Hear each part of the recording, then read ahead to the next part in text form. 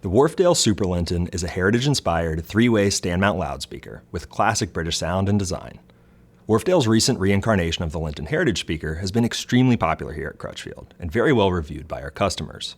The SUPER LINTON builds on that with several major upgrades that add up to an even higher performing speaker. The first improvement is the cabinet, which has a larger volume than Linton, measuring 2 inches taller. That added height is the main visual difference with the SUPER LINTON. Fortunately, their footprint is unchanged, so the SUPER LINTONs use the same stands as Lintons. That's great news because those stands are a perfect fit for your vinyl records, and they've garnered a bit of a cult following as a result. The construction of the SUPER LINTON cabinet has also been upgraded. They employ a unique sandwich design combining layers of MDF and particle board using acoustic damping glue to help reduce panel resonance. They're then finished with hand-applied, real wood veneers in either walnut, red mahogany, or black oak. And those veneers for both the left and right speakers are cut from the same piece of wood to ensure a good aesthetic match. The SUPER LINTON cabinet houses 3 drivers and a crossover network that have all been tweaked to improve sound quality over the Linton. The base unit is still an 8-inch Kevlar cone, but it uses a more powerful motor system with a stronger magnet that, combined with a larger cabinet, allow the speaker to extend down to 39 Hz at -3 dB. Above that, you'll find the 5-inch Kevlar midrange cone with a newly designed rear chamber, which uses layers of long hair fiber to cancel out problematic backwaves. This results in a more refined, natural sound, especially evident with vocals. The 1-inch soft dome tweeter uses a finely woven lightweight fabric coated in a damping material. It's mounted toward the top of the baffle, behind a revised waveguide profile and a newly designed front plate. Wharfedale tells us that the plate design enhances high-frequency dispersion, while the short horn profile of the waveguide maintains a smooth response down to the upper midrange. And finally, a new split PCB crossover design with custom-spec'd components is hidden inside the cabinet. The base crossover components reside on their own board, while the midrange and high-frequency crossover components are separated onto a second PCB board to minimize interference between the two. This design is similar to what's used in the larger Wharfedale Dovedale and ensures all 3 drivers perform well together. Now, to answer the most important question, how does the SUPER LINTON sound? I paired them with a Leek Stereo 230 integrated amp fed by a WIM Ultra streamer and queued up Tidal Connect as my primary source. Listening to This Will Destroy You's first album, Young Mountain, I was immediately impressed by how these speakers filled the room. The opening track, Quiet, sounds massive as the song builds. Layers swell and stack on top of one another, and the SUPER LINTONs continue to scale with the band. When I hear people talk about a wall of sound, this is the sort of experience that comes to mind. The SUPER LINTONs favor soundstage size and bass weight over laser precision. The presentation is both wider and taller than I'd expect from a speaker their size. Guitars have depth and body, and the drums come across as larger than life. Next, I streamed Built to Spill's There's Nothing Wrong with Love, and was again met with a huge soundstage, but quickly heard that vocal presence and richness are also standout qualities of the SUPER LINTONs.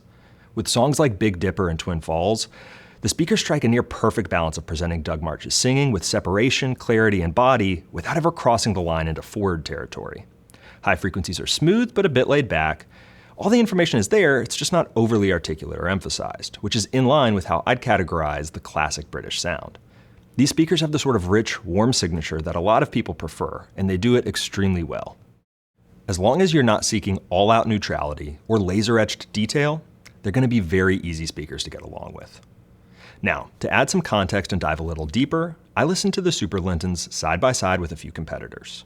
First up, the JBL L82 Classic MkIIs, which retail for about $100 more without stands, but go after a similar stylized vintage appeal. When setting up both speakers in our studio, the additional weight of the SUPER LINTONs was immediately apparent compared to the L82s, and gave me quite a bit of confidence. The overall fit and finish is also very refined with the Wharfedales. The depth and feel of the wood veneers, the beveled profile around the grills, the speaker terminals and veneered finish on the back of the cabinets, and the craftsmanship of the stands all add up to a premium build with the SUPER LINTONs. I played In the Aeroplane Over the Sea by Neutral Milk Hotel, switching back and forth between both speakers. The JBLs sound open and well extended in the upper frequencies, with a strong sense of space and naturalness. From their mid-range up, they sound neutral, with softer dynamics to my ear. Switching back to the SUPER LINTONs, I appreciate the stronger attack of the pick against the guitar string. Mid-range details like that are consistently less reserved. The Wharfedale's bass is tight and well controlled, and the highs sound slightly rolled off. I left the JBL's high-frequency level control at 0 dB for this comparison, which is noteworthy because they're one of very few modern speakers that feature a high-frequency level control. This means you can fine-tune their tweeter's output to suit your preferences. Next, I grabbed the Klipsch Heresy IVs, another heritage design that, like the JBLs, are a bit more expensive than the Super Lintons, but close enough that I suspect people might cross-shop all three speakers. Wood veneer quality looks and feels comparable between the Heresy and Super Lintons, but I still appreciate the addition of the Super Linton's wood veneered back panel and that nice, beveled relief around the front baffle. The Heresy's counter with more user-friendly magnetic cloth grills, and the fact that they're handmade in the USA. Now, sonically, the Heresys have a distinctly different character than the Super Lintons. They translate music with a lot of intensity, big dynamics, and a very forward presentation. Listening to the Cardigans' Long Gone Before Daylight, the Heresys seem to carve out singer Nina Persson and place her directly in front of you. On You're the Storm, the tambourine and bell strikes ring out effortlessly. Klipsch delivers immediacy and energy unlike any other speakers, but their horn-loaded sound can be polarizing, and that extra intensity can lead to listening fatigue for some, which I doubt you'll ever find with the Wharfedales. The Super Lintons sound cohesive. Nothing jumps out or feels too exaggerated. Mid-range details and vocals are smooth and well integrated, with a bit of extra body and richness. Bass reaches considerably deeper, lending a strong sense of drive to the album. And once again, high frequencies sound more laid back, without a hint of any harshness or brightness. Their large soundstage expands from slightly behind the speakers, unlike the Klipsch, which leap forward toward the listening chair. Finally, I put the Linton side by side with the Super Linton to hear exactly what those super upgrades amount to, and to find out if the higher price tag is justified. I started this comparison with Dirty Three's Ocean Songs and swapped back and forth between the speakers.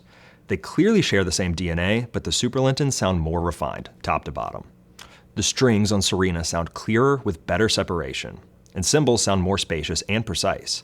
Bass character between the speakers is similar, but the Supers hit with more authority. I wrapped up my listening with PJ Harvey's Stories from the City, Stories from the Sea, and was impressed by the additional depth and nuance of her vocals.